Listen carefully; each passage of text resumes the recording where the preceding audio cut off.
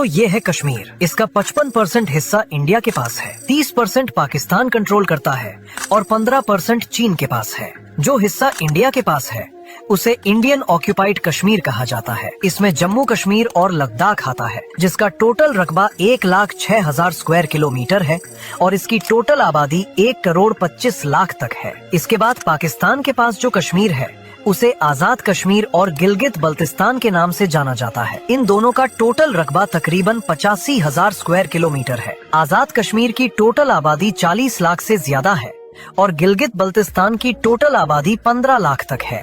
इसके अलावा तीसरा हिस्सा जो चीन के कंट्रोल में है उसे अक्साई चिन और शाक्सगाम वैली के नाम से जाना जाता है। ये जो शाक्सगाम वैली है ये पहले पाकिस्तान का हिस्सा हुआ करती थी, लेकिन 1963 में पाकिस्तान ने इस एरिया को चीन को गिफ्ट में दे दिया था। इसके बाद ये अक्साई चिन का इलाका चीन ने इंडिया से जंग करके हासिल किया था, यानी 1962 की जंग में इंडिया को बुरी शिकस्त के नतीजे में ये इलाका खोना पड़ा। अक्साई चिन का टोटल रकबा 38,000 स्क्वायर किलोमीटर है। यहाँ पहाड़ों की वजह से इंसानी आबादी न होने के बराबर